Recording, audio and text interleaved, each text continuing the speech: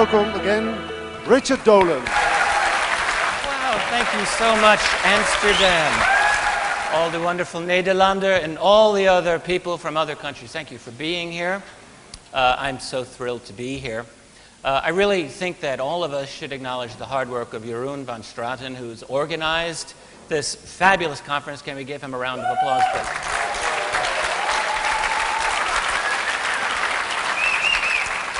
He certainly deserves it. David Turley, who's done the video, and all of the other people who I really think have put so much work, effort into putting this wonderful, wonderful conference together.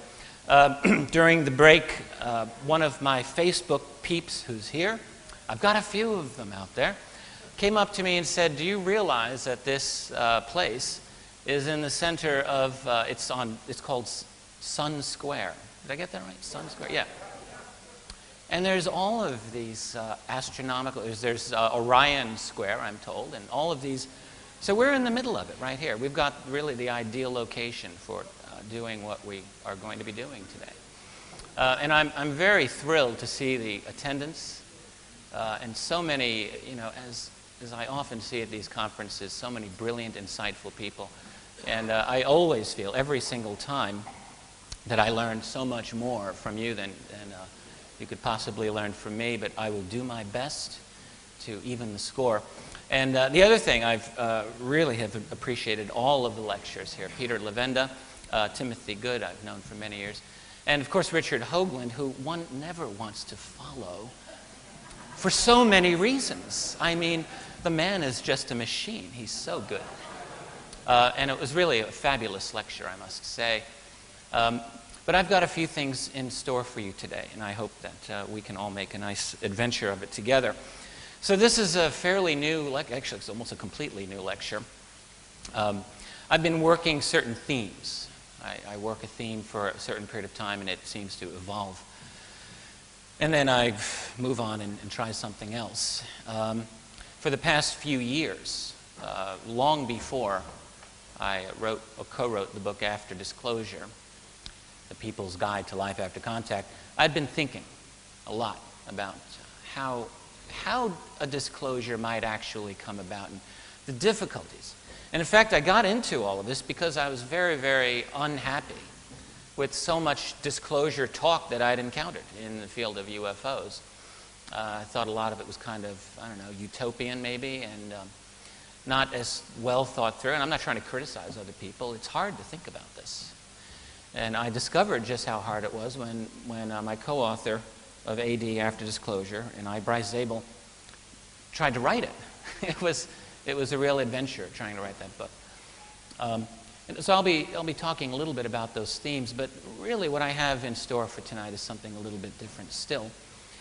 Some things that I've never really gone into in a great deal of detail. Dealing with what I am convinced is a bona fide secret space program. Not being in said secret space program, I can't tell you everything about it, but I have some pretty good ideas on why I think it's absolutely here, and moreover, why it is necessary for the point of view for those people running it. And then I want to talk a little bit about a theory that I've been working for a little while now, something I've come to call a breakaway civilization, and what exactly I mean by that. We'll get to that. So let's get started here. You know, whenever I deal with people who are untried in this field, and there's so many, people who think, what's the big deal about what you study? Isn't that kind of crazy? There's no proof, there's no evidence. What are these UFOs? What's the problem? Well, you know, I come back over and over to a basic fundamental point. Rather than argue what is behind this phenomenon, because we really can have different opinions on this, different theories, at least when we're dealing with the mainstream world, it's sometimes very helpful for us to remind ourselves of the fundamentals. And the real fundamental is that there's something that's going on that's not supposed to be going on. We can start with that. And I've got about a minute's worth of images that I think would be nice just to show you. This is a very brief history of some UFO photographs through the years, and you can see.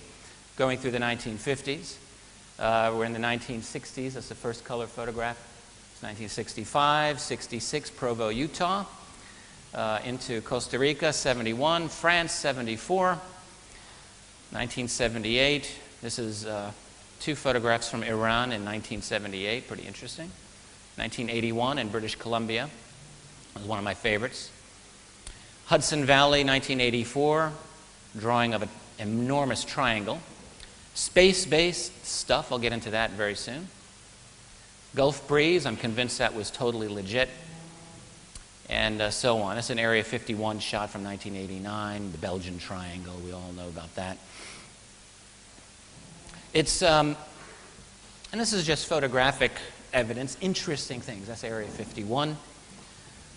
Lady, unsuspecting photograph of a UFO. Lots of people take pictures of these things and they don't realize it. I did one myself, which you'll see in a moment. There's Mexico. Australia, he didn't see that. Hungary, New York State, Vancouver, Netherlands. That's my shot. I'll tell you about that in a minute. And we're almost done. It just, and this is really a very small sampling, obviously, and there we are. Incidentally, the UFO photograph that I took is one of 3 photographs. I think this is the first time I've ever shown it publicly. I don't really know that it was a UFO, but it was the strangest thing, I'll tell you that. I was in Washington, D.C. It was in April of 2004. Right after the very first X conference in the D.C. area. In fact, Richard Hoagland and I both were speakers at that event. And in the aftermath of that, I did some touristy things in D.C. for a couple of days. So I took a tourist picture of one federal building at a U.S. flag, an American flag that was flowing, and I was unhappy with the breeze because the flag wasn't flowing the right way. So I took 3 pictures in the space of 60 seconds. And I didn't really notice anything, of course, until I took it home, looked at it on my screen, and I saw this crazy little speck that in all 3 photographs, because my perspective never changed, the object moved from one part of the screen, then up, and then very far away at a sharp angle. So I thought, what moves like that in the space of 60 seconds? Well, I still don't know conventionally what could have done that. But in the first image, it was at its largest, and it looked like a black, I don't know, goldfish cracker, I suppose. Whatever it was, and I've shown it to a few people. No one really can identify it. Whatever it was. So that something is UFOs. It's something that's not supposed to exist. So that's some photographs, and of course, we could go on and on about that. There's really no point. There's no need to. And of course, there are countless thousands upon thousands, really millions of stories, most of them never told. It's the funny thing about this topic that at this point, I don't know how many people I've spoken to who've had UFO sightings, and I would say a large majority of them, for most of their life, don't really tell anybody. They may tell their wife or husband, or not. And it's an odd thing about it, isn't it, that many of us go through our entire lives with this most dramatic and sometimes traumatic experience that they've ever had in their life, right? And they tell no one. There's something not right about that. We're dealing with this awesome phenomenon frequently, mostly in an atomized, isolated way, in a non-coordinated way.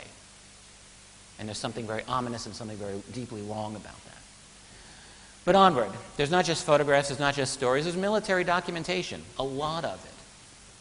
In the United States in particular, we have some good stuff to work with. Really, by an accident of history, a roll of the dice, I'd say.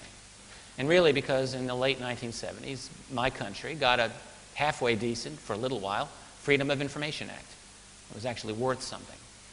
And that was primarily through the Carter administration, when, in fact, of all the thousands of pages of documents that we now have to work with, declassified documents, I should say, more than 50% of them were released during the Jimmy Carter administration. Think about that, okay?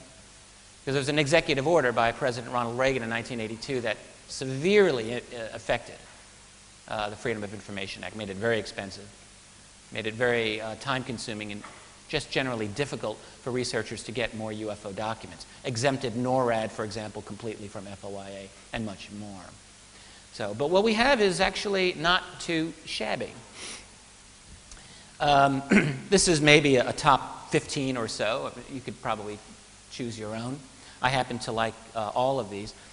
Not, again, to belabor it, there's no point. But one thing that I want to emphasize here is that all of these documents were classified at the time that they were created, all of them. And all of them describe really extraordinary encounters. The 1947 Twining memo, very famous among most of us researchers, nevertheless bears repeating, because I'm sure there's some of you who don't know what it was. And in a brief nutshell, it comes down to this. At the time, in the September of 1947, three-star Air Force General, U.S. Air Force, Nathan Twining, who later became the Chief of Staff of the U.S. Air Force, wrote a letter in response to another general, a query by this general, about these flying saucers. Essentially, the question was, do I need to do anything about this? Is this anything that we've got that I need to deal with? And Twining wrote back this very detailed response, essentially saying, well, exactly saying, the reported phenomenon is real, not visionary or fictitious. That's one important point. So think, classified memo, 1947, while the Air Force and the government's telling the people there's nothing to this, it's all hallucinations and so forth. War nerves was a big one.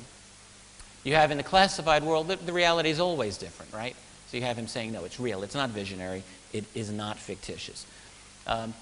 Well-kept formations of flights, silent, evasive maneuvers when sighted, and my personal favorite, round on top, flat on bottom.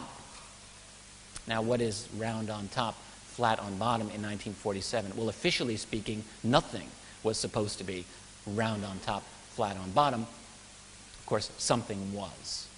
Another of my personal favorites is the 1952 CIA memo authored by the Director of Scientific Intelligence, H. Marshall Chadwell, to the Director of the CIA, Walter Bedley Smith.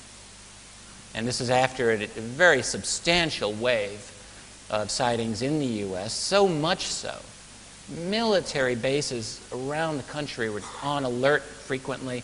Jet fighters or interceptor fighters were scrambled to intercept, all seemingly failed. It was an important time in the history of the UFOs. And at the end of that year, in December, the Director of Scientific Intelligence writes to the Director and says, his boss, he says, sightings of unknown objects at altitudes and in the vicinity of major defense installations are of such nature that they are not attributable to natural phenomena or known types of aerial vehicles. How much more explicit are you going to get when writing a memo to your boss at the CIA in the 1950s? Well, not much. It is a bureaucracy, keep in mind, and people don't just say things like, boss, I think we're being invaded, but he might as well have said that. And on and on. There are so many of these. A lot of them are airspace violations, these documents here, that are really quite extraordinary. And they describe, again, things, nuclear missiles being switched offline. And that's happened. Weapons being switched off multiple times. The very 1976 famous Defense Intelligence Agency memo on the extraordinary event over the city of Tehran back in the days of the Shah, when Iran was a U.S. ally. In succession, two F-4 fighter interceptors had their key electronics instrumentation disabled by an unknown object hovering over the city at a range of 25 nautical miles. Wow. In one case, it was right before the pilot was about to fire a missile at this object. Well, the missile didn't work. And in another case, the object, the UFO, detached a smaller object, which then, this is the kicker, started intercepting one of the F-4s. So you can imagine how that pilot felt. He does an emergency turn to get away from this thing. The smaller object turned inside his own arc, according to this memo, rejoining the original craft for a perfect rejoin. Now, this isn't just hearsay. This is a detailed report that went to the President of the United States, Gerald R. Ford. It went to the Director of the CIA, George Herbert Walker Bush. And it went to the desk of Henry Kissinger, National Security Advisor. Not a bad trio, and it went much more than that. So what we have, in other words, is a paper trail that's quite substantial. If you are really interested in investigating this, I took the time some years ago to write an article that I think covers this actually pretty nicely. For skeptics and believers, I called it 12 documents, not 15 in this case, but 12, proving U.S. government interest in UFOs. That's at my site at Keyhole Publishing. You can go there anytime. And I set it up so that it would be a perfect tool, reference tool, for anyone really wanting to know some of the basics as to why this topic is actually quite important and why it matters from a national security and indeed a global security perspective. So now let me move into another area of this, because all of that is really just basic introduction. And I want to talk a little bit about what I believe has happened over the years, which is retrieval of ET or technology not from our civilization. Let's put it that way. I do believe this has been happening. I think that there's very strong evidence for this. Not quite the same evidence that we get through Freedom of Information Act requests. It's a different type of evidence. I think I'll be able to explain that a little more clearly in a few minutes. But nonetheless, what we have is a lot of very suggestive, persuasive, in my view, testimony from some heavy hitters about programs to study alien or non-human technology and non-human bodies that do not originate from this world. Now, the name at the top, that's Leonard Stringfield. He was a researcher. He wasn't an insider. Back in the 1970s, Leonard Stringfield wrote a book, really the first book to reopen the whole topic of crash retrievals. He spent a couple of pages discussing this in one of his books. And as a result of that, and this is during the Carter years, a lot of people came to him quietly with amazing stories, just incredible accounts. And he collected them. He had several dozen, I think, really good stories. We have the case of Senator Barry Goldwater, longtime U.S. Senator, one-time presidential candidate, got trounced by Lyndon Johnson, but he made the Republican Party ticket. A reserve general in the U.S. Air Force and a close friend of Air Force legend General Curtis LeMay, a man who was Chief of Staff of the Air Force. Barry Goldwater mentioned this story a number of times, in which he approached his friend Curtis LeMay on one occasion, asking about the so-called Blue Room at Wright-Patterson Air Force Base, and this is where ET bodies were said to be kept. And indeed, Stringfield had gotten many such stories about this. And Goldwater, you can find this on YouTube. He's got this clip. He said, it was the only time that my friend Curtis LeMay ever cussed me out and really yelled at me and told me, don't ever ask me that again. Made it very clear that, yes, there was such a place, and you ain't going to know about it. End of story. Now think about it. This was a senator who was, to call him military friendly was an understatement. All right? He was the darling politician of the U.S. military, Republican, solid, conservative, general in the Air Force Reserve, friends with LeMay, and he could not learn about this, despite the fact that he was a prestigious U.S. senator. Dr. Robert Sarbacher, one of these defense, I call them power scientists of the 50s, a real genius, a man who was plugged in. The story of Sarbacher is a fascinating one, and there's really no need for me here to go into the details, but what ended up happening is that Sarbacher in the 1950s had a very detailed discussion with the Canadian researcher Wilbert Smith, in which he stated to Smith that, yes, the UFO, in fact, Tim Good referred to this in his lecture earlier today, but stated that this is the UFO flying saucer phenomenon is more highly classified than the H-bomb. Here's the thing. Smith ended up writing this memo to his government, Canada, in the aftermath of this. That memo wasn't found for years later, long after Smith had died. And the memo did not list Sarbacher's name. But in Smith's private papers, which were retained secretly by his family so that the Canadian government and other black op people couldn't get it, it's a key point, because they tried, were some handwritten notes, a transcript of the conversation that he had from way back in 1950, and in that case, In those papers, Saarbacher's name was listed. And it so happened that Saarbacher was alive in the 1980s when all this came out. A few researchers found Robert Saarbacher, and guess what? This canary talked. He's talked a lot, in detail, writing, in fact, a 2-page single-space type memo confirming, exactly confirming the existence of programs, of a program to study, to acquire to study crash-retrieved UFOs. And he had heard certain things about the beings that allegedly were in them. All very interesting. Eric Walker, the man on your far right, a colleague of Saarbacher, a longtime president of Penn State University, but more importantly, head of one of the most prestigious defense think tanks, the Institute of Defense Analysis, which was probably for a long time at the pinnacle of the U.S. Defense think tank industry. Walker also talked a lot toward the end of his life. And then the other man who's second from the right is astronaut Dr. Edgar Mitchell. I've had many conversations with Edgar Mitchell about this topic. He's spoken publicly a few times about this as well.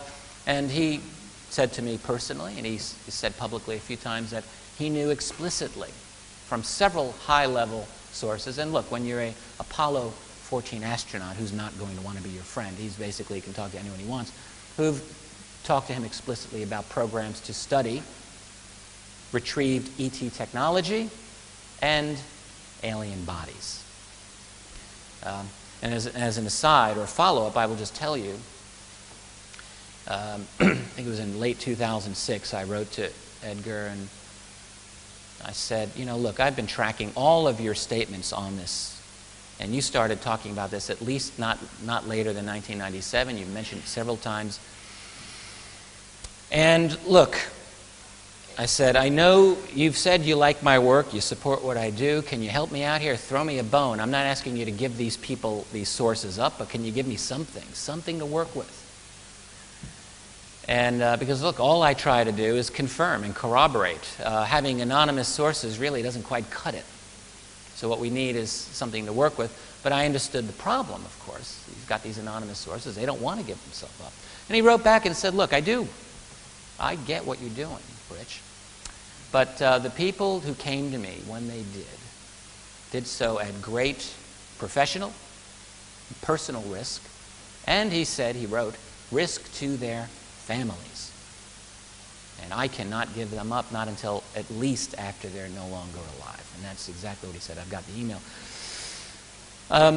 Long story short, oh, and then Ben Rich, the man to your far left, who a couple of times has made statements. He was the head of Lockheed's Skunk Works division, certainly one of the most prestigious aerospace aviation units in the world. Made several statements toward the end of his life about very suggestive of ET reality, most particularly toward the very end of his life in 1993. He gave a lecture at the UCLA School of Engineering, an alumni chat, basically starting off as a history of Skunk Works and the stealth fighter, and back to the U-2 spy plane and so forth. But then he ended it. This is a fascinating story. He ended it on this amazing statement where he says, we now have the technology to take ET home. And then he said, thank you very much, and that was the end. And you know, everyone's different. There are people who are intensely curious about the world, and there are people who do not have a curious bone in their body. So most of the people just filed out of the room after he makes this bombshell statement. Well, a few people stayed behind, surrounded him. One of these individuals is someone that I know quite well, Jan Harzan, who is an IBM executive, and he's one of the heads of MUFON, the Mutual UFO Network. So they're all around chatting, and Ben Rich goes into this fairly suggestive series of statements. He said, yes, we have the technology to take ET home, and it won't take a lifetime to do it, presumably a lifetime to go to the stars, he said. That's it. He said, we have the technology to go to the stars, and it won't take a lifetime to do it. There are people in the black world, that is the classified world, who do not want to see this come out, even though, you know, he said it's time that this should be segued out to the private community, and on and on and on. And then he died. So there's, and then again, there's much, much more. It, again, is not my intention to belabor this. I have other fish to fry here. There are, I talked about, anonymous leaks. What good are they? Well, they're a little bit good. I try not to use them. I try not to abuse them, let's put it that way. But the thing that happens inevitably with any researcher, I don't think there's an exception, is that once you put yourself out there, and there are people in the inside community who identify you and think, yeah, I might want to work with this guy, because frankly, the classified world obviously is not monolithic, right? It's huge, it's Byzantine, it's labyrinthian. And not everyone's got the same opinion. And you've got people in there for 20, 30, 40 years. And eventually they decide, really the secrecy on this is not a good thing. And so what do? Well, then they talk. They talk to a researcher that they identify. The problem, of course, though, is they can't give themselves up. They can't even give you enough information so that if it comes out, it gets traced back to them by their peers, right? We have to always keep these things in mind. So everything's vague. Everything's cloak and dagger. And it's very unsatisfactory from a researcher's point of view. And yet, let me just state that in several instances in my own experience, I've become satisfied that some of the individuals coming to me were legitimate. And this is one such case. This is actually a very famous man. And I think the day will come when I give his name. I won't right now. But I had a long conversation with him. He knows a couple of presidents of the U.S. He knows a lot of other big shots.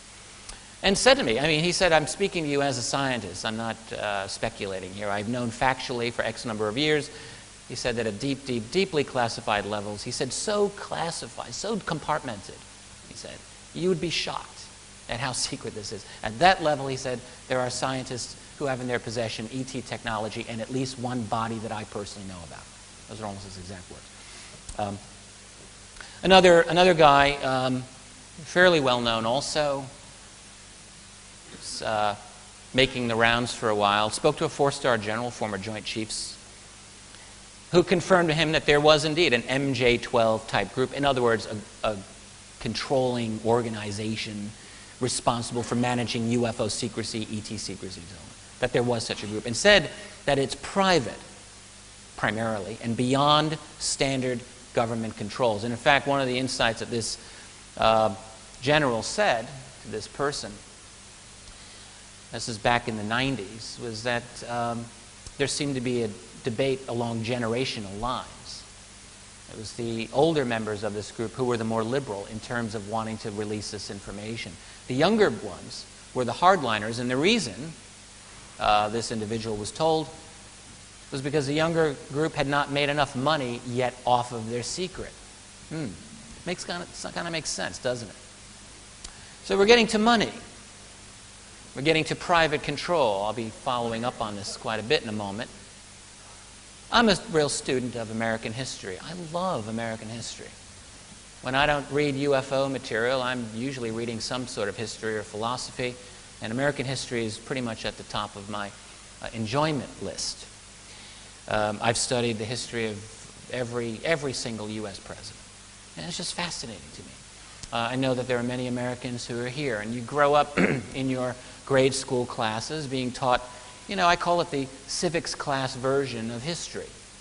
In the States, that means I vote for my member of Congress and my senator and the president, and we've got our checks and balances. We've got the Congress and the executive branch, and don't forget the judiciary, and they all work together, and that's how government works. Kind of messy, but we get the job done. Of course, that's not how it is at all. Do we elect presidents? No, presidents aren't elected, they're selected. And who's the guy who's in charge? Is it the president or the guy who puts him in the White House? That's a picture of David Rockefeller, in case you don't know. I would suggest to you that at least during the period of my last history book, that's volume 2 of UFOs in the National Security State, that covers from the early 1970s up to 1991, that all of the presidencies of that period, none of those guys got into office without that man nodding his head and saying, yes, he's going in. In a couple of cases, it's utterly explicit. Jimmy Carter was practically lifted up like this and dropped into the White House by Rockefeller and Zbigniew Brzezinski. But all of these men, Gerald Ford also had very intimate, close relationships. And So, and really, lest you doubt that U.S. policy, or really any national policy of any nation, is dominated to benefit certain elite interests, take a look at the war in Iraq right now. And it's really not my intention to go off on a rant on this. I could, but I won't. But I will point out to you that the estimate, the monetary estimate of the value of the oil in Iraq is something along the lines of $30 trillion. It's a lot of money. You know, back in the bad old days of Saddam, that oil was owned by the state of Iraq. And which meant, of course, that Saddam and his evil sons could skim and live like kings, which they did. But it also meant that that oil paid for that nation's infrastructure. Well, starting in 05, 06, 07, the fire sale of Iraqi oil began. It's all been gobbled up by multinationals now. And a real kick in the teeth, by the way, from an American taxpayer point of view, is that the companies that have bought the lion's share of oil in Iraq are not even U.S. companies. The largest one is Indonesian. There's Chinese and Turkish and so forth. And so really what you have, lest you ever doubt this, which I'm sure most of you do not, is a situation where the United States military really is little more, I would say, than the police force and the security force for international financial elites, to give them the stuff and the goods that they want, which is control over the global resources, oil, water, and on and on.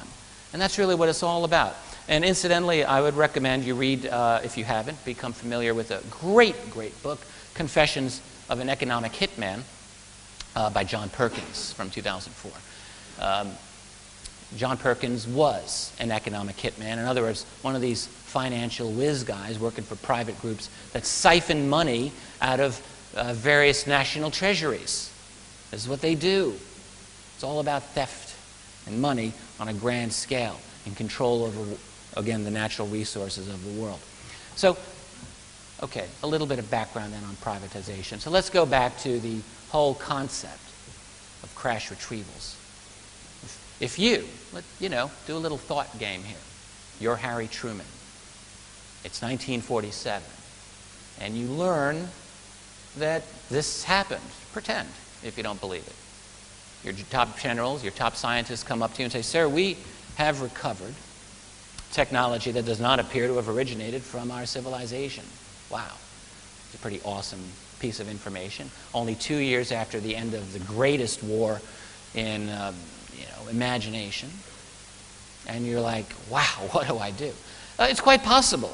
I think it's even likely that Truman, for at least a little while, might have had this instinct to say to the world, we've got this. This is an amazing thing. But then he'd think twice. And so might you, given the context of the time. Because remember, this is in the early stages of the Cold War. Whether who was right and who was wrong, incidentally, is secondary to the fact that there is this grand competition going on. And it's one thing to tell the world that there is these other beings here. That's bad enough. But then if you've recovered an actual tangible piece of alien tech, well then, if you tell the world you've got it, it's going to become mighty hard not to share it. It's a lot easier to keep it to yourself if you just pretend this never happened. So of course that's what he would do. He would gather together around him a team of top-level advisors, people who knew their stuff, people with expertise in a variety of fields. That was important. He would say, your job's going to be to find out how bad public panic might be. Your job will be to find out how we can make use of this technology. That's important. Your job will be to find out who are these guys, do we have anything to worry about, and on and on. All the logical questions. I am certain that is what he asked. And in fact, that is what the evidence, at least in the form of those documents we call the MJ-12 documents, states. And not just those, but the mass of privately leaked documents called the Majestic documents. You can go to the website of Dr. Robert and Ryan Wood. I believe it's still Majestic documents. You can look it up. When you print them all off, it's a stack of about that high. It's not just a couple of little, and they're incredibly diverse in their style, formulation, how they're put together. It's my own opinion that most of those are probably legitimate. It's my opinion. But no matter how you configure this, you're going to get a situation of runaway secrecy. You have to. Because if you don't want to tell the world that you've got this exotic technology, you have to do an end run around your formal constitutional practices. You have no choice if you want to keep this secret. And in fact, this is exactly what has happened. Students, mainstream students of the black budget world, and in fact there are a precious few of them anyway, really overlook the critical importance of the UFO phenomenon in the creation of the black budget world that we have today. I wouldn't say UFOs are the only contributing factor, but I would say they are very important and typically almost always overlooked. But in fact, it's the UFO secret right out of the gate in the Cold War that absolutely required the creation of an extra-legal, extra-constitutional secrecy apparatus. And so what we have are a few studies, not many, a few good studies, on the true black budget world of the United States. One from about a decade ago by aviation writer Bill Sweetman. He wasn't a UFO guy. He's an aerospace aviation guy with a very strong interest in the classified world. Estimated back then that there were about 150 special access programs, the quintessential primordial black budget programs, within the Department of Defense. He said, my own investigation tells me that there's essentially no oversight, at least from Congress, zero effective oversight. And many of these special access programs were, quote, unacknowledged, end quote. In other words, they didn't exist, except, of course, they did exist. The other thing, he noticed that their classification systems were utterly independent of each other. So if I were running one of these programs, I would decide how the secrecy actually functions. In other words, I would decide who's in, who's out. If there was a three-star general on my team, but I didn't want him to know certain things, he doesn't know. If a friend that I grew up with, who happened to be a private contractor, and I want him in, he's in. And that's the other part. Private contractors, not Defense Department personnel, tended to dominate these in Sweetman's analysis. And he had no idea how they got their money. More recently, the Washington Post last summer came out with a multi-part series on secrecy within the U.S. intelligence community, which shocked the hell out of me because it's Washington Post, which I've always seen as one of the mainstream, one of the lackeys, really, I would have to say, for the national security apparatus of this country, but not always. Nothing is monolithic, very few things. So Dana Priest and Bill Arkin last summer write this very good series. Of course, I say very good. Really, they didn't say anything a lot different than what people like myself have been saying for many years. Essentially that the U.S. intelligence community is out of control, essentially. You know, massively privatized, again. No one knows how much money is pouring into this thing. They couldn't figure it out. How many people it employs? Is it making Americans any safer? Didn't seem to be. All right? So we have a system of runaway secrecy. And along those lines, I would mention, good, here we come to what I call the secrecy iceberg. There's a pretty good book that came out a year or two ago by a UK writer named Trevor Paglen called Blank Spots on the Map. And I'll bet there's some people in this room who've read it. Good book. One thing he points out is that our best estimates of the U.S. archival system tell us that probably, because really we have no way of knowing for sure, but probably it seems that more than half of all U.S. government documents are, in one form or another, classified. More than half. So to think of it this way, if you're an archivist or a historian trying to put together the history of this government of the United States, you could argue that more than half of the history of that government is secret. That's a pretty awesome thing to state. And again, along these same lines, when we talk about approaching this topic from a scientific or an academic point of view, which is something I absolutely have always supported, nevertheless, we have to keep in mind something here. All right? It is the fundamental prerequisite of science or good academic research that everything is open, it's out there, you know. So I write a book, I've got my citations, In my second volume of history, I think I had something like 1,400 or more citations. So if you don't like what I say, you can find out where I got the information, and you can criticize it. You can disagree. No problem. If I'm doing a scientific experiment, you should be able to replicate my experiment. That's just basic. But how do you do that, really, when you are writing about a topic in which you don't and other people don't have access to all the information you need? Of course, what it means is a fundamental undermining of what we would call freedom, free inquiry. And of course, we all see that we don't have it. So we have a secrecy iceberg. Let me just go through it. If you look at the top above the water, if you want to investigate this or really any topic, you have public open sources. You have documents that were once classified but that now declassified. Within the U.S., there's a weird category which is called unclassified. And these are documents, they are available. You can find them, but you've got to really hunt for them. They're not easy to find. They are unclassified, and so technically they're legal, but they may be almost impossible. They may be of a highly limited distribution, for example, and so on. And then below that, you have historically a variety of levels of secrecy. And we have confidential, and then secret, and then deeper is top secret, but it doesn't end with top secret. You've got top secret SCI, that is top secret sensitive compartmented information. That's quite common in the classified world. You have then the special access programs. You got then the unacknowledged special access and the waived unacknowledged special access programs. Waived meaning it's waived from all oversight. And then, as I did more research into this, I'm sure I'm missing so much, but there are these there's something called ACCM. This was in the Navy, U.S. Navy, called Alternative or Compensatory Control Measures. What is that? Well, it turns out that this is, at least was recently, the Navy version of black budget.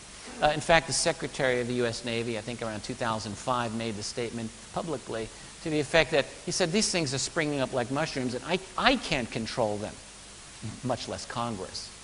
He said, I don't really know. But essentially what they were deeply secret Navy programs for who knows what. Who knows what? And where do they get their money from? Well, not all from taxpayer money, obviously. There's a lot of illegal funds washing through the national currencies around the world. Narcotic trafficking, obviously. Illegal gun running and financial fraud, securities fraud, and so forth. This is endemic. If you ever really want a little more information on this, I recommend you read a really great classic modern piece by one of my friends and heroes, Catherine Austin Fitts. I really like Catherine. She was #2 at a major department under the George Bush Senior administration, Housing and Urban Development. She's a financial whiz, and her own conclusion, incidentally, was that about 85 or maybe up to 90% of the U.S. federal government is literally unauditable. Like, I don't know, maybe God himself could not audit the U.S. government because it's just not possible to do so. It's not possible. It's designed that way. And it's her contention that a tremendous amount of illegal money washes through the branches of the U.S. government in money laundering operations and the like. And think of it this way, of course. If you are an agency and you need to raise secret armies, subvert elections, kill people clandestinely, and so forth, it helps, doesn't it, to have your own secret stash of unvouchered cash? Yeah, sure it does. Everyone wants that money. But beyond the ACCM and the like, we have what I would call private contractors, private cliques. I spoke to one person involved in these types of shenanigans and said, look, you don't sign your papers at this stage. There's no documentation for any of this stuff. It's like the mafia or any other organized crime syndicate. When you're in, never reveal anything or bad things will happen to you and the people you love. They don't need to sign these security documents. It's passé. And of course we have this nebulous world of quasi-public, quasi-private entities. What are they? Well, they're beyond the classification system. And in fact, I would suggest that this is really the seat of the human nexus of power in the UFO field. But then beyond that, you know, then there's these other guys, these other beings, these entities, whatever they are, them, I call them sometimes. So that's the secrecy iceberg. And just to give you an idea of where some of those other documents I showed you lie within the secrecy spectrum, well, the Twining memo, which I mentioned to you earlier, that was secret at the time. So that was a little bit below the surface, where he says these are real, not visionary or fictitious. You have the, I didn't mention this earlier, but a very good memo from 1949, FBI, in which it described the flying saucer to be a top secret classification within the military. Well, that memo itself was confidential. The 1952 Chadwell memo, which I referred to earlier, that also was secret. A 1959 memo about airspace violations over Oak Ridge nuclear facility, confidential, just below the surface. One dealing with the UFO sighting by an American senator when he was in the Soviet Union, that was confidential. The memo that described the disabling of American nuclear missiles at Malmstrom Air Force Base, when there was a huge UFO directly above, that was secret, and so on. So you get the idea that, you know, the documents that we do have, while valuable, very valuable, only go part of the way anyway. There's a world of secrecy well beyond. And the real irony, well, not the irony, but the real disappointing aspect of that is even those types of documents now, those levels of classification, are very difficult to get any longer. So we've got all the missing money. Probably another thing we've all heard about at one point or another. Where's all this money going? Well, you talk about the black budget.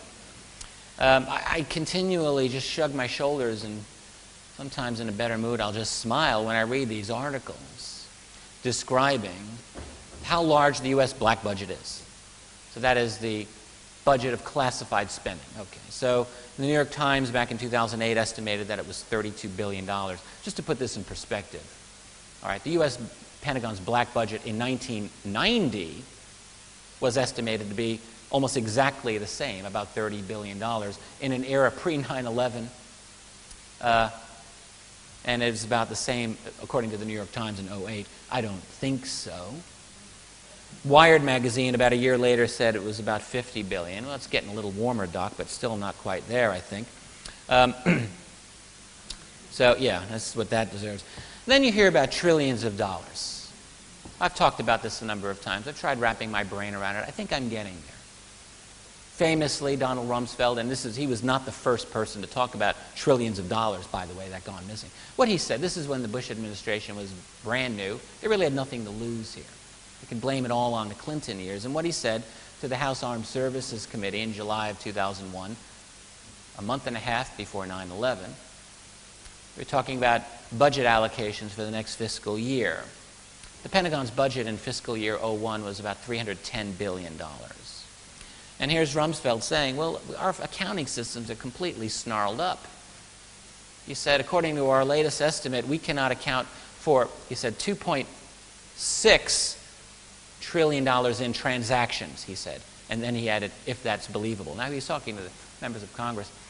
And then that was amended to $2.3 trillion. So normal people listening to this would have a big moment where they go, say what? How can you lose track of 8 times your annual budget? Well, I think, not being an accountant, I've tried understanding this. And what I've come to understand is that, well, it's not that they lost all that money. And I don't see how they really could have lost all that money. Why would Rumsfeld actually say such a thing? But these are reconciliation problems. There's something like 500 or more different computerized accounting systems within the Pentagon at that time. It was an absolute mess. And so what they later claimed, this is the part that I really find funny. About a year later, they said, well, we got that number down. We've reconciled it down to about only $500 billion, so getting better. But then where they lose me is a few years after that, the Pentagon actually said they got that number down to 0. And as I commented once before, I liken that to a school kid, you know, who is a perennial F student, fails every class, and fails math yet again, and comes home to mom and dad and changes his report card from an F, not to a D or a C, but to an A. That's what we call getting greedy. If you're going to lie, why not do it a little more plausibly than say, yeah, we've resolved $2.6 trillion in transactions. But of course, obviously, someone high up in the Pentagon said, I want that number down to 0, and that's what you're going to do. But not just within the Pentagon do we find all of these financial shenanigans going on. This is an article from 2006. Discrepancies in America's accounts hide a black hole. And I'll just read a little bit here. The global financial system seems to have a black hole at its center. Over the last 2 decades, U.S. residents have sold a total of about $5.5 trillion worth of IOUs to foreigners, yet the officially recorded net investment position of the U.S. has deteriorated only by a little more than half this amount.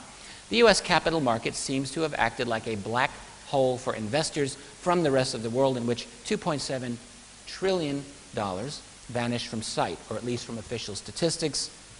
How can such $2.7 trillion disappear? Good question. I don't have all these answers. But clearly what we have is a situation where we've got massive financial fraud taking place. Go back through recent history of intelligence community manipulation of banks. Remember BCCI from about 20 years ago. It was a pretty nasty bit of business in which we had a lot of intelligence community money laundering of major financial institutions. This type of thing happens, I think, quite frequently. So all of this, really all that I've given you up to this point is simply prologue. Now let's talk about what I like to call breaking away. Let's pretend, okay, that we, everyone in this room, is in a classified black budget program, and in fact we are charged with studying ET technology. That has come to us. All right. So what happens when you have we have total deep secrecy? We have, everyone here has got an IQ of over 150, 160, 170, and we've, working on this, 200, some absolute geniuses to study this. And we've got this recovered ET technology. And essentially, for all intents and purposes, an infinite amount of money to play with and a long period of time to do it. What happens then? Do we have a breakthrough in which, one of us, let me go back here, I'll come up to that in just a minute. Do we have a breakthrough in which we have a eureka moment, right? Where we might have the idea to improve our integrated circuits or come up with fiber optics or high tensile fibers, as Philip Corso claimed, or any number of other breakthroughs that would be real money makers for us. Well, sure, I think that would probably be the case. And of course, having such a goose that lays golden eggs in this acquired technology, our incentive, by the way, for giving it to the rest of the world goes down to 0, less than 0. But what if, on top of that, we have other breakthroughs? We discover the form of energy that these craft use, and it's not petroleum. Maybe hot fusion or cold fusion, I don't know, 0-point energy, something more exotic still? Sure. And what if we discovered that? Well, maybe our bosses would say, you're not going to be sharing that with the rest of the world, thank you very much, because that would take down the petroleum industry. Probably the largest industry in the world. If not the largest, it's right up there. Latest estimate I read is that it was the #1. So, no, we wouldn't be allowed to do that. Or other developments, I don't know, super longevity, some biotech development. Why wouldn't that be possible? Developments in computing, advanced or strong AI.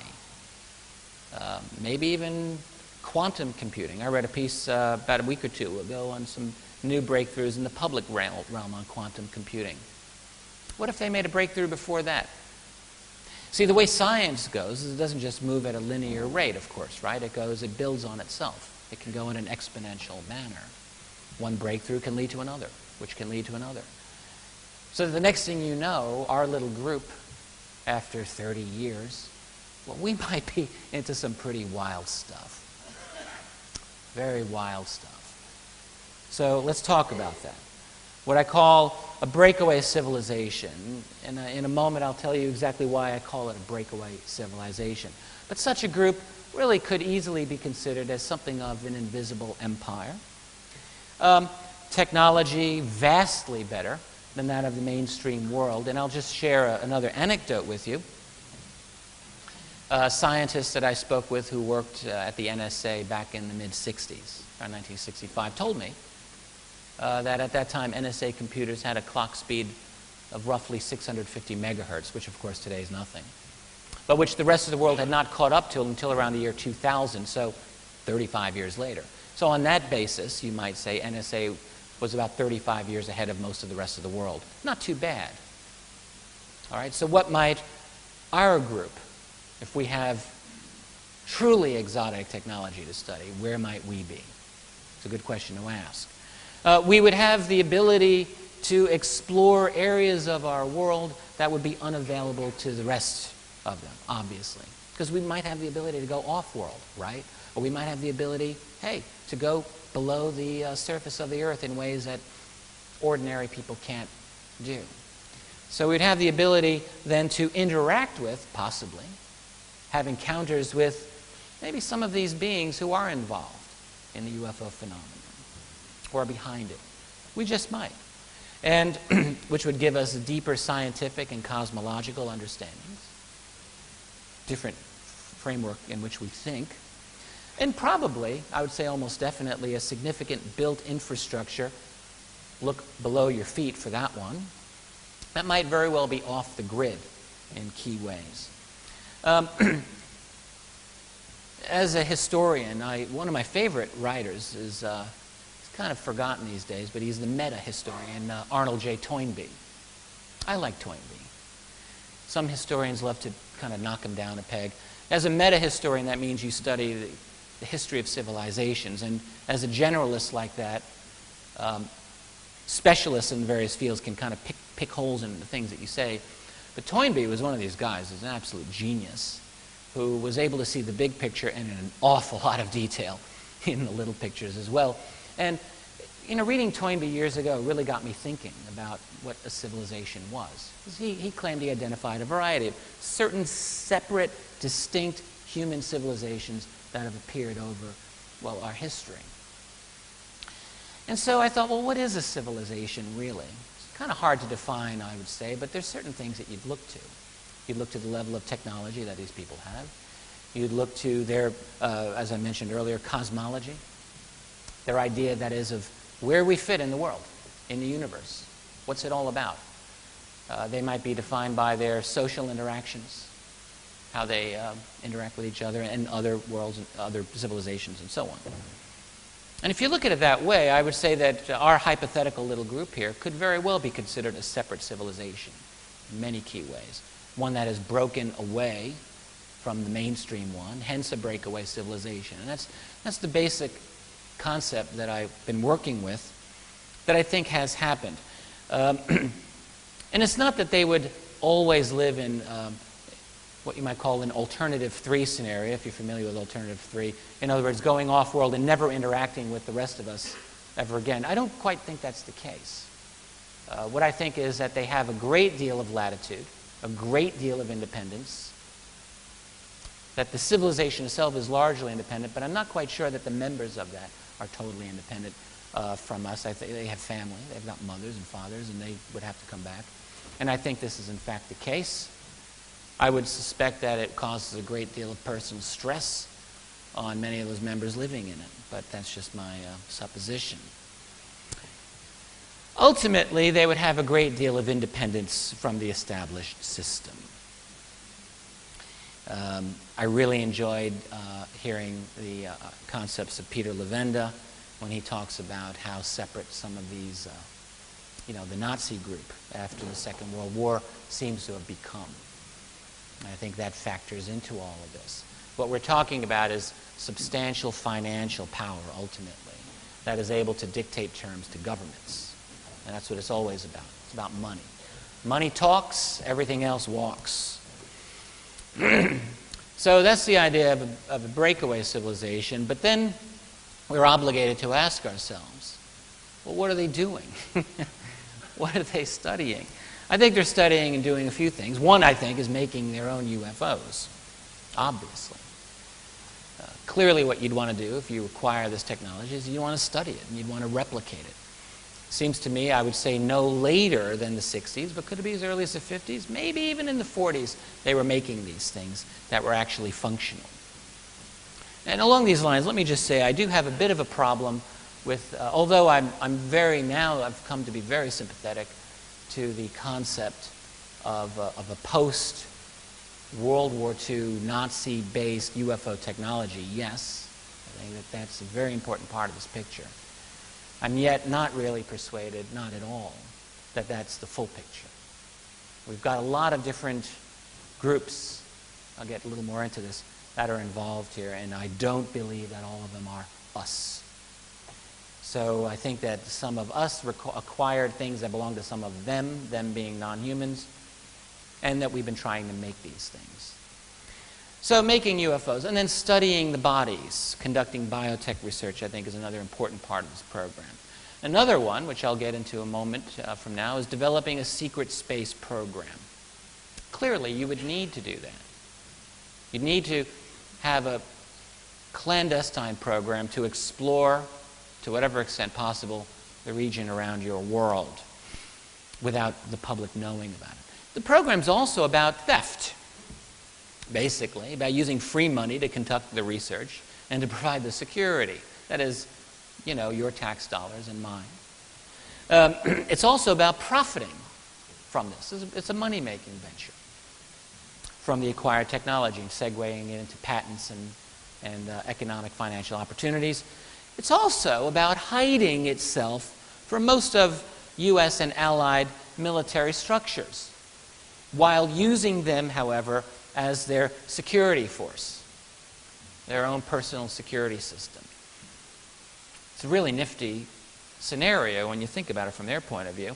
And also, let's never forget, maybe the most important thing, it's about dealing in whatever fashion they can with the presence of these others, these other beings, and their interaction with humanity and with planet Earth in whatever fashion that happens to be. Yes, they have to deal with that too. So now let me move into space, what I'll call oddities. And this really, traditionally isn't my domain. Really, it's Richard Hoagland's domain. Remember when he used to do Mars research? I remember that, those days. I appreciate the 9/11 research, Richard, very much. It was excellent. In fact, while I'm thinking of it, I would like to just comment that the exposition on Dr. Judy Wood was superb, absolutely superb. And I really appreciated the discussion on torsion physics, something that I'm sure many of us have heard of, but really something that was not as clear to me as it was at the end of that lecture.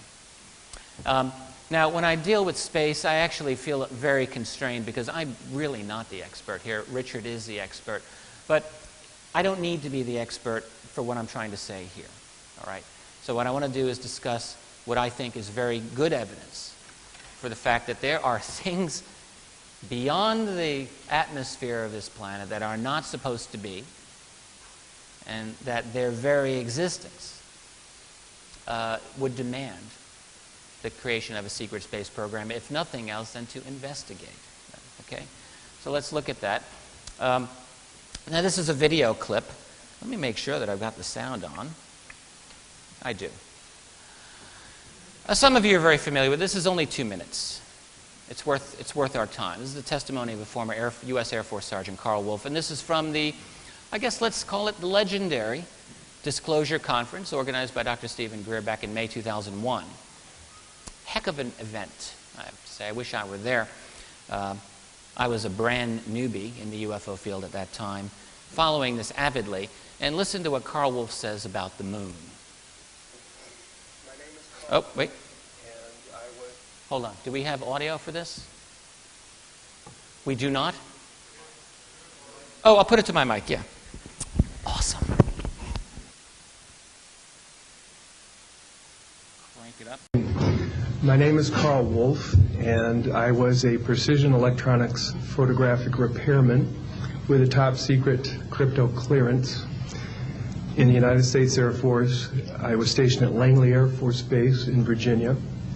In 1965, in mid-1965, I was loaned to the Lunar Orbiter Project at NASA on Langley Field. Dr. Colley was in charge of that project. They had problems with a piece of electronic equipment that was bottlenecking their production of photographs. I went to the facility, and when I walked into the facility, there were scientists from all over the world. I was stunned, actually, to see people at a NASA project from all over the world. It didn't make any sense to me initially. I was taken into the laboratory where the equipment was malfunctioning. I couldn't repair it in the dark. I asked to have it removed. A Airman Second Class was in the dark room at that time. I was also an Airman Second Class.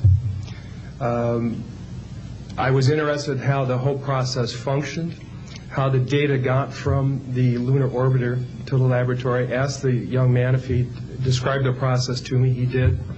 About 30 minutes into the process, he said to me, in a very distressed way, by the way, we've discovered a base on the backside of the moon. And then he proceeded to put photographs down in front of me, and clearly in these photographs were structures, mushroom-shaped buildings, spherical buildings, and towers. And at that point, I was very concerned because I knew we were working on compartmentalized security. He had breached security, and I was actually frightened at that moment, and I did not question him any further. And a few moments later, someone did come into the room. I worked there for 3 more days, and I remember going home and naively thinking, I can't wait to hear about this on the evening news. And here it is, more than 30 years later, and I hope we hear about it tonight. And I will testify under oath before Congress. Yeah, pretty neat.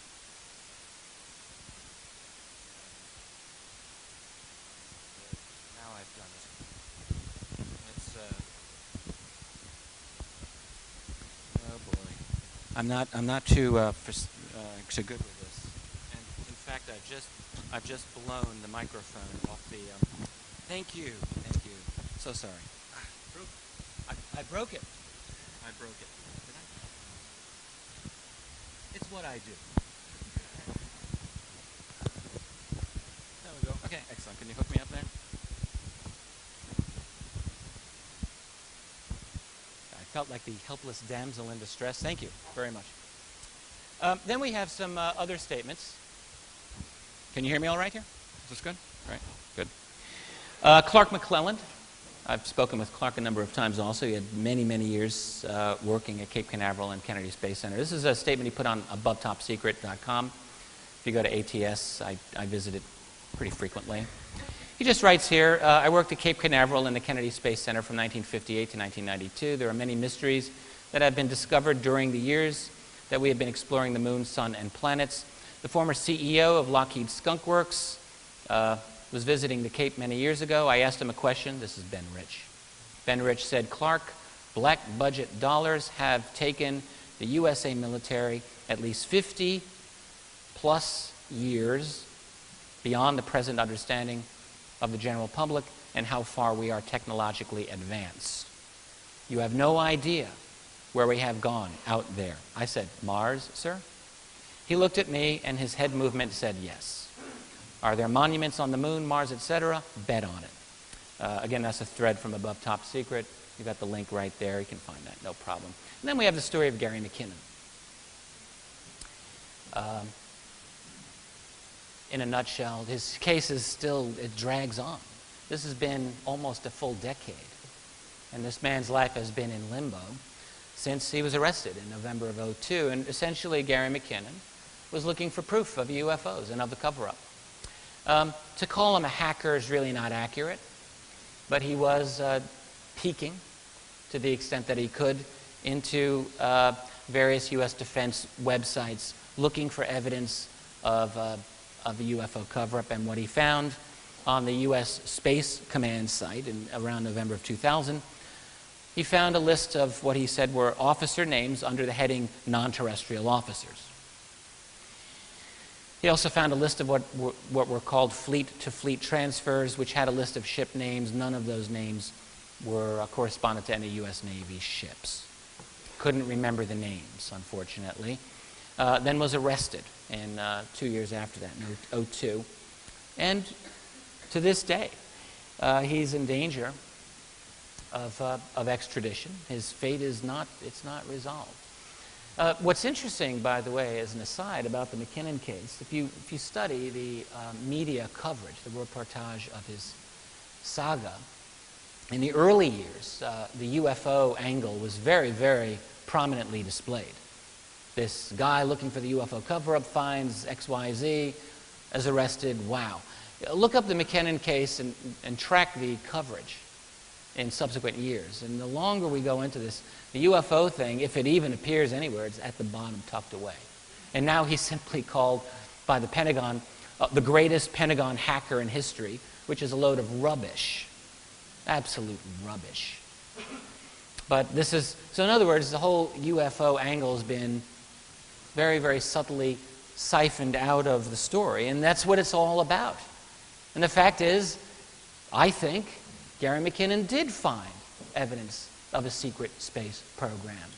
That's, I think, the single most logical conclusion. Then we have some photographic anomalies. Again, this is Richard Hoagland's territory, not truly mine, but hey, I'm allowed to look at these pictures too. And also, I mean, I would just say I don't want to just blah, blah you to death here. I've tried to read what people and analysts have to say about it. I'm not a physicist at all. I'm not a true photographic analyst. I know how to look at some pictures a little bit, but that doesn't make me an expert. But this is a very famous photograph. It's called the Shard, and in the background the tower. And in fact, Richard's talked about this on Coast, I think, a number of times. All he can say is that this object in the foreground, the Shard, is estimated to be about 1.5 miles high, about 2 kilometers. And the blur, or the tower behind it, about 7 miles, 10 kilometers or more high. I would say that this qualifies as pretty darn interesting indeed. I would like for there to be follow-up confirming evidence from other photographic sources, and maybe they exist. I'm not aware of them. Nonetheless, they're interesting. They're very interesting. And if I were running a clandestine program, I could bet you that I would be very interested in following up with covert missions to look into that. Absolutely I would. Absolutely I would. And there are these other things. Again, this is one that John Lear, again, chatted. I was talking with Richard, I think, about this the other day. I think I was talking with Richard about this. The evidence, what John Lear is convinced, looks like strip mining on the moon. I have to say the photograph does look something like strip mining. I wouldn't say it's going on today. I don't. If you compare it with photographs of actual strip mining operations, like, say, this one, this is a lot more involved. I think I'm not really convinced that that is a strip mining operation, but it does, have a kind of at least superficial similarity, and you could say this is worthy of a follow-up investigation. And once again, if I were gifted with such exotic technology that allowed me to go off-world, yes, I would absolutely be looking into that. I would find that to be of enough interest to justify it. And then we have the monolith on Phobos. There's a picture of Phobos, the irregular moon of Mars, one of them. Only recently discovered, as far as I know. It's fascinating to me. I mean, absolutely. I mean, look at that. That's a monolith to your top right. That thing is shaved off. It looks pretty darn squared off to me. That does not look like a natural object. Not at all. When Buzz Aldrin talked about it, you got to wonder what's inside the Buzz Aldrin's head. I'm sure all of us in this room would love to have an open, honest, quiet conversation with this man. Because he seems to be making these various statements that just are right out there. About being followed on the way to the moon. Well, that's pretty darn interesting. And then he makes a comment on this. But of course, every time he makes a statement, then he runs away from it. Edgar Mitchell, incidentally, I mentioned his statements previously about his high-level connections relating to ET bodies and technology, he also, I have to say, has really run away from those statements. And he made several of them very explicit. But now you get Edgar Mitchell to talk about this, and he's a little, much more, he holds back. And he offers his opinion and much more nebulous statements about the reality of this all and how he's convinced that it's real. But he doesn't talk the way he used to. He doesn't make these statements. Same with Buzz Aldrin. So the Phobos monolith, good God, that's a fascinating thing. And I would say at this point, I don't know how else to characterize that except as an evidence of artificiality. That's my own non-scientific opinion. And then, of course, we have Mars. And I am in no way going to give you an extended discourse on this, except that I would say that I also feel that what we have is you've got formations that do not look natural. Not to Mr. Hoagland, not to a lot of other scientists, and certainly not to myself. And so whether they're ancient, which I would suspect they are, or whether they're more recent, whatever, that's a secondary issue in my opinion. The bottom line is that these look darn strange, and they don't look to me like they're supposed to be there. So again, you have evidence of at least a strong motivation for us to break away civilization, to go off-world and investigate. Is it like in Kubrick's movie 2001: Space Odyssey, where you've got the monolith on the moon? Is it something that, going there, we would discover some great secret? Well, yeah, maybe. You wouldn't want the world to know about it, though, because, well, there goes your secrecy. The whole thing comes unglued, and again, I'll be coming back to that in a moment. Now I'd like to talk a little bit about a guy who I really think has not gotten enough attention that I feel he deserves. Jeff Challenger, he's no longer alive. He died in October 2007. I met Jeff one time. He lived in Sacramento, California. As you'll see in this news article story about him, he was paralyzed. He had a spinal injury, and so spent really his adult life lying prone, and he devoted himself to downloading NASA links of NASA missions, and also those of the European Space Agency and Russia toward the end there, and just looking at them and studying them and looking for strange things. And guess what? He found a lot of strange things. Other people have done this, but Jeff did a lot of work on it. As a personal note, I will just tell you this very odd story. It's totally true. Now, I'd been familiar with Jeff's work for some time. His website was called Project Prove. And I don't remember exactly when I became acquainted with him, around maybe 03, 04. And I was a fan right from the get-go. But in the fall of 07, I don't really know why, but I became absolutely obsessed by this man's website. I was telling everyone, you've got to look at Challenger's site. This is an amazing site. It's great. ProjectProve.com. Go there, go there, go there. I was talking about his work at various conferences. I was really talking Jeff up. And in early October 07, I was in France. I was talking to some people there about Jeff. I said, this guy has got some amazing stuff. And on a whim, I thought, I really want to do a download of his entire site. So I did a rip of his site on a super slow internet connection. It took hours. But I did it. I did the whole site. And the next day, I got an email that told me Jeff Challenger had died. And I thought, wow, what are the odds? I will go to my dying day convinced that there is something very, very unconventional happening in terms of our reality that had me focusing on that man at that time.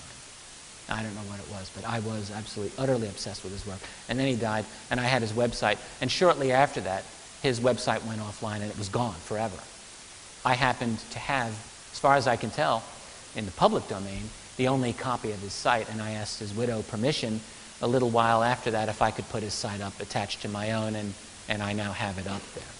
So I have Jeff's website attached to keyholepublishing.com, and I would encourage you to go through it. You could spend a lot of time, months, going through it. You wouldn't be done. This is a 2-minute clip of a local news article from California about Jeff. And then I want to show you some of the anomalies that he captured and put forward. Notice Sacramento man tonight has his eyes on the skies, looking for objects that may be out of this world. What he's found so far will get you thinking about life on other planets. Tony Lopez in the newsroom with incredible pictures. Yeah, they really are. You know, when we see a big bright object that lights up the night sky, chances are it's the big bright moon, right? But what if that object is moving? And what if that object can't be explained? Almost a blur. Went under the plane and pulled out in front. Don't call the guy with a pack of cigs and a battery crazy or lazy. A spinal injury means Jeff Challenger spends most of his time in bed. What he sees from his perch is out of this world. All right, well, that looks good. Jeff records and studies images from the NASA television channel. Most of it's been uneventful. Most of it. Ran across something that just, whoa, what was that? That was this, the bright object ripping through space. And I ran the tape back a little bit. Watched it again, I watched it again, and I'm hollering on the hall, "Hey, honey, you gotta come see this." The object caught on tape did not come from, say, the camcorder of a UFO enthusiast, but from NASA during the Shuttle Atlantis mission in September of 2000. Since 1999, Jeff figures he's seen at least 100 of what he calls anomalous events, a fancy way of saying UFOs. Here's another one, recorded during the recent Discovery mission, and yet another. They're not an ice chip, they're not a piece of debris, it's not the moon, it's not a star, not another spacecraft, not a satellite. This is what a real ice chip looks like, Jeff claims. Not nearly as bright as the unidentified object, and you can see the ice chip turn. Tonight you can hear the critics. He wants it clear, though. He just spots anomalies in space. It's not time, he says, to welcome the little green men, but he will keep looking out for anything that can't be explained. From one mission to another, you never know what you're going to find. So Jeff Challenger, who died October 4th, 2007. What I'd like to do is show you a couple of, oh man, I did it again. We're good, we've got it going on here. I shouldn't be allowed to touch, there we go, okay, good. So this was the clip that they just showed, and again, I'll just let you see it a little bit better on a big screen. This is from 1999, STS-96, June 3rd, and you can see in a moment this pulsing bright object going, woo, there it goes, and pulsing very regularly, and there's the ice chip. So very interesting indeed. This is a clip from the same mission, same day, over Florida. This goes for about a minute. Now, you're going to see a lot of thunderstorms in the center. This is very common. People who've never seen this before think, oh my God, there's a war going on. It's thunderstorms. They're happening all over the world. But what you want to look at are these objects on your top right, moving very oddly. And then he's got highlighted a number of other oddities in Earth orbit, and these are all, of course, looking down at Earth from the space shuttle. The guy running the, determining who sees what on the NASA TV is called the IMCO, and that person can control, if they think it gets a little too crazy, often they'll black it out like this, but then they, you know, lighten it up. One thing Jeff pointed out is that on the NASA station, there's a tremendous amount of what seemed to be intentional interference to degrade the quality of the video. And I think he made some sense on that. There are these two objects and others. Some of them are hard to see, and the resolution here isn't quite the best. But you can see that there are things moving around that beg an explanation. This one's almost done.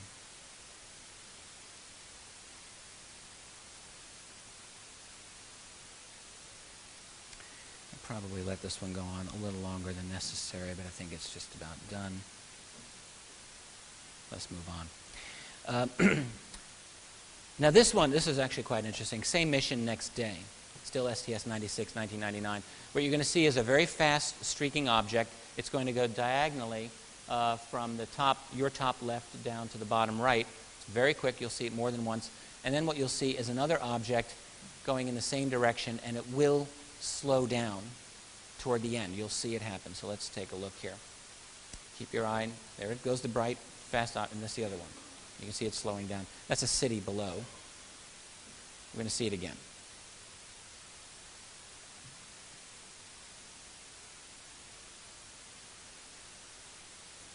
That object slowed down.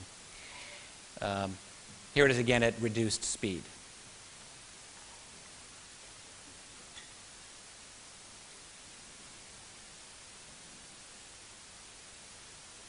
Now, you know, I don't know of any dust particle that can slow down, or any craft in space that can change direction or slow down like that. Here's something, I don't know if it's the firing of a weapon, but you're going to see two objects moving in a perpendicular way. So one's going to come straight up from below, and the other one is going to miss it, but not by much, going in a horizontal manner. This is near the city of New Orleans. So here it is, going straight up, and then the other object going across, at right angles to each other.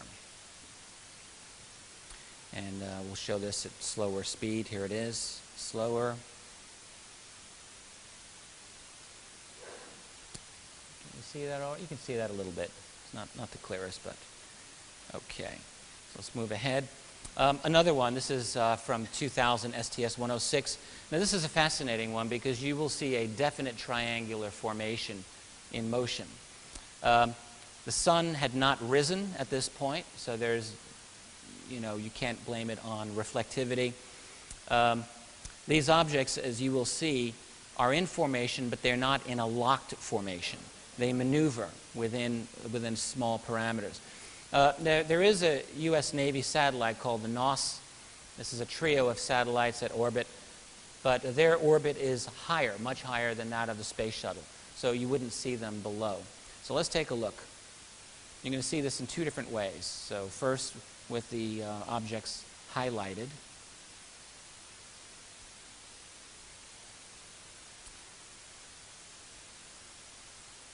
And you can see also how they sort of maneuver slightly within their circle. So it's not an exact maneuvering, but they are in a formation. And now I'm going to show you, this is 50% speeded up without any highlighting, but now that you know what to look for, I bet you that you'll have an easy time seeing this, even though it's faster. Here it goes. There they are. I'll do it again for you so you can see. It's kind of in double time. So here it is again. The top one seems to be flashing a little bit more. But they're definitely in motion. There's 4 of them, but they're in a kind of a triangular pattern. What are these? Well, we'll talk about that in a minute. And here's another one. Same mission, STS-106, September 2000. This is over the city of Chicago. Now here, this is fascinating, because this is going to, you have an audio clip of the NASA commentator. And he is absolutely at a loss of how to describe that bright thing in the center. That's what you're going to be looking at. And it's actually pretty humorous. So here we go. Atlantis is approaching sunrise as it approaches the Great Lakes area.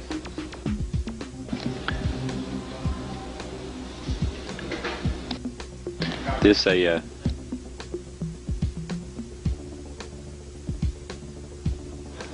view of Chicago, and also some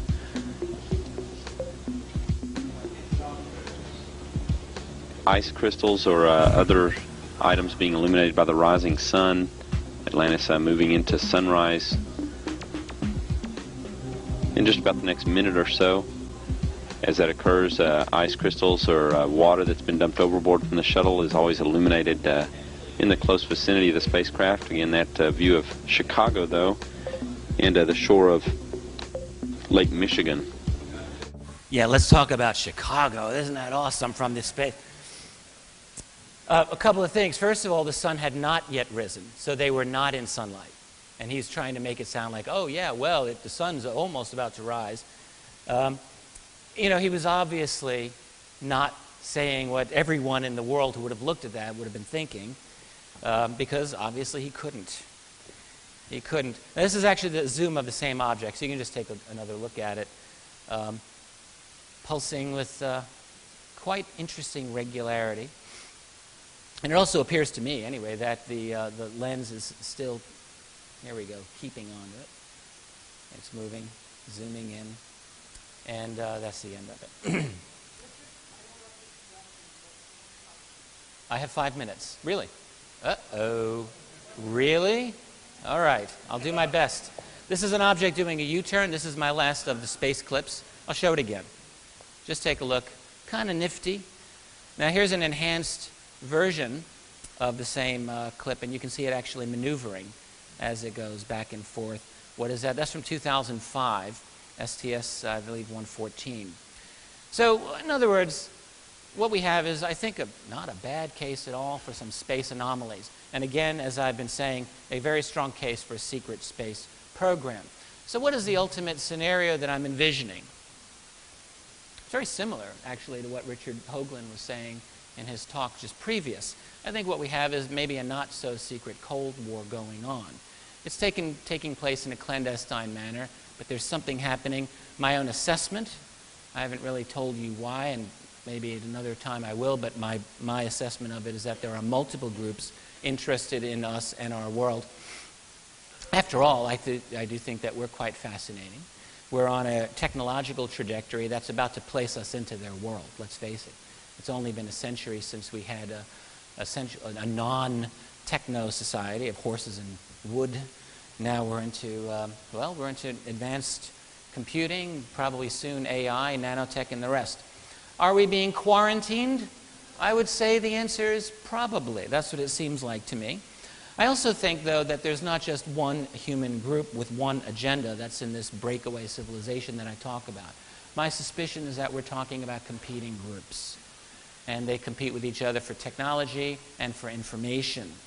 So in other words, a very rich, detailed reality that is being hidden from us. But it won't be hidden forever. Why? Because rapid change in our world is the rule, not the exception. That's the French Revolution. You realize in 1787, even 88, France was in some financial trouble, sure, but who expected that within a couple of years the king and queen would have their heads removed from their bodies, the monarchy, centuries old, would be abolished and a republic declared? No one knew that. Nobody predicted that. The Russian Revolution, ditto. At the beginning of 1917, hey, the Tsar had been on a dynasty that existed for 3 centuries. The Berlin Wall, the end of communism, all of us lived through that. Happened like lightning. People don't expect these. And we have it today. You have it in Tunisia. You have it in Egypt. You have it in Libya. You have it everywhere in the Middle East now. It's not going to go away. And the fact is that just a few months earlier, who here really would have predicted it? Change, in other words, dramatic change happens fast. Change is inevitable. This is what we looked like about 300 years ago. And we had looked more or less like this. We'd lived more or less like this for quite a while. But then we got science. And now look where we're at. What's our world going to look like in another 20 years? I don't think any of us can easily predict this. What new technologies, what new capabilities will we have that will enable us as a society to crack this wide open without the help of the powers that be, without the help of these other beings? Because one thing, again, I want to harken back to what Richard said. It's been my own opinion for quite some time. The true dynamic in the equation here isn't these other beings, and it's not the power secret keepers. It is us. We are the dynamic. And that's because we are changing so rapidly. Primarily and most observably, I would say, in our technology. But our ideas, our mind is changing. And it is happening around the world. And so we're not going to look like this even in another 20 years. Think back to 20 years ago, in 1991. Our world was totally different. So when this secret is opened up, it's going to be forced out, whether it's through a new variation of WikiLeaks of the future or through new technologies that will enable us collectively to capture, record, and communicate this in some new, unforeseen way, because I think we'd be fools to say that the world of 2011 is just going to stay like this forever. Obviously it won't. When that happens, man, it's going to be a difficult week, won't it? We're going to be asking a lot of questions. Who are they? What are they? People will not be feeling too at ease, I can guarantee you. I don't think I'll be feeling at ease, and I've been waiting for this. I think we'll all have to take several deep breaths. What do they want? What is their agenda? These are going to be front row center, obviously, for the whole world. How has this secret been kept? There's a question. It opens up a whole can of worms dealing with the power structure of our world. How has the academic community been managed? The scientific community, the political media? Where have these guys been? And what is their relationship to the global intelligence community? Clearly, that's going to be a very important question, because that's where the answer to that question lies. And then, of course, some of the things that I've been hinting at here. What's the status of our secret tech programs? Where are we at? Do we have flying saucers? Do we go off-world? That will open up the existence of this breakaway group that I've talked about. Now, skeptical scientists around the world, well, they're not just skeptical, they're openly hostile to this reality. So they're going to demand proof. I wouldn't want to be the world leader charged with breaking this news. You're going to have a lot of difficult issues to deal with. And then, what do we do? Probably the most fundamental question. What do we do about it? That's going to require leadership. It's going to require great vision and courage on the part of those people who are charged with the leadership of this planet of ours. Energy, to just open up one difficult issue. Because look, energy is one of the core issues behind the secrecy to begin with. Whatever these things used to get around, it's not petroleum. The petroleum industry, being probably the largest industry in our world, will become, poof, there it goes, for the most part. It's gone. Now, that's a great thing for us, because we all know we can't exist on petroleum forever. It's just not going to work. But in the short term, you can bet it's going to be difficult to transition, especially for those groups that have invested trillions of euros, trillions of dollars into that infrastructure. Suddenly, that infrastructure becomes much less valuable. So what is this new power source? Whatever it is, we will learn it. If it's the President of the United States, for instance, that makes this admission, how long do we really think it's going to take before the mainstream scientific community, after their initial shock and spending a week running around pulling their hair out of their heads, they come down and then they figure this out? They'll know that there are answers. They will know there are answers, and they will find those answers. And whatever it is, we're going to be using it. And how will that change our world?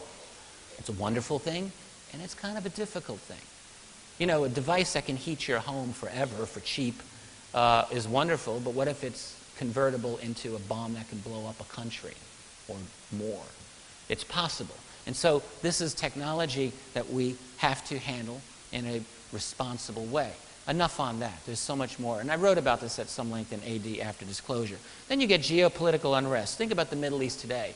What's going to happen when those petroleum-producing countries suddenly will discover, hey, we don't really need your petroleum, thanks very much for the ride. The people in those nations may not be too happy with their political structure at that time. Saudi Arabia will not be able then to buy off their citizens with money like they're doing now. What about the U.S.? We saw demonstrations of 1 million people in Tahrir Square in Egypt. Don't you think there might be a march of 1 million people or more on S4, Area 51, right, Pat? Dugway Proving Ground, Los Alamos National Labs? Maybe. I'll bet you Whackin' Hut Security can stop a march of 100 people, but not 1 million. Not 1 million. And don't you think that just might happen? And then opening up a new truth movement, because once UFOs, then 9/11. JFK, underground bases, you name it, chemtrails. It's all going to be on the table. My God, what an exciting, challenging mess it's going to be. And so that, in other words, the moment of disclosure is not the end of anything. It's the beginning of the true fight for truth. Not the end. Yes? Now,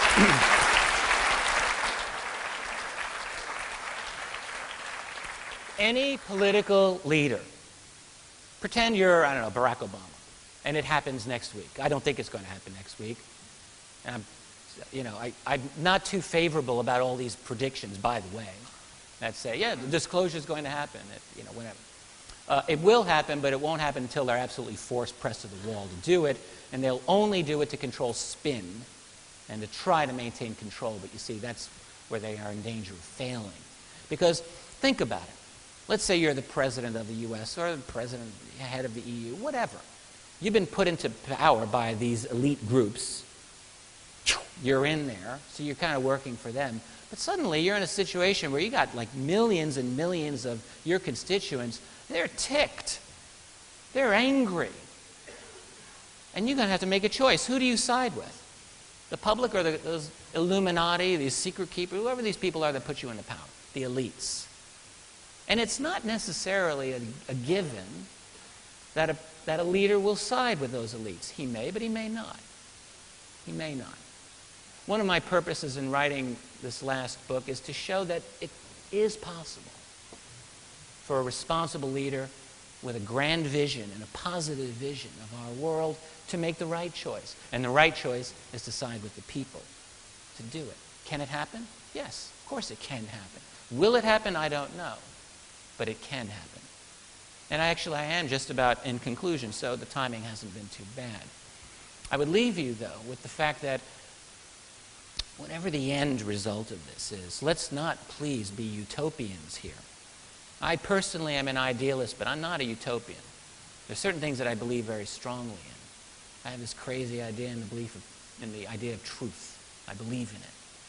And truth is a real difficult friend to have. It requires a lot from you, but it's worth it. If you're sleeping in your home and your house is on fire, but you're having this great dream of sipping margaritas on the beach and someone's giving you a foot massage, well, that's a great dream, but it's a dream. Would you rather wake up, deal with the fire? Well, ultimately, we have to wake up. We have to deal with this fire. Keep in mind, our species has always dealt with catastrophe. It has always dealt with problems. People die, new people are born, and we adapt. It's really not going to be any different. We're going to have to deal with this very, very difficult situation. It's like a parent who has their first child. Who is ever ready for their first child? Nobody is ever ready for their first child, but you just have it. And then you deal with it. And we as a species, as a society, are going to have to deal with this. The ultimate irony of a disclosure of this is that even after 20 years or more, it's quite possible that we may not be an awful lot further along in understanding what we're dealing with. We may have the sufficient amount of knowledge to know that there's something going on. But that may be a very different thing from being able to pull all of the documents out of the classified world, being able to get these other entities, whatever they are, to interact with us in something more than the aloof fashion that they've done. So that, in other words, it's going to require work. Disclosure is never the end. It's always going to be the beginning. It's also possible, and I think it's likely, that these secret keepers, and far be it from me to defend these people, but they are very possibly scrambling themselves to try to deal with this challenge. I could very easily see it as a situation where they're so far ahead of us, this breakaway civilization, they might look at us and think, how can these people ever adapt? How can they ever deal with the awesome reality that we know? Well, I think that we can deal with it. If they can, so can we. It's all about growing up. You can't be a child forever. And we all love being children. And no one really likes to have to take on those responsibilities of adulthood. That's what adolescence is all about. But we get through it. And I do believe we will go through it in this case. So that's really it. I'd like to thank you for your time. These are my websites. Thank you very much.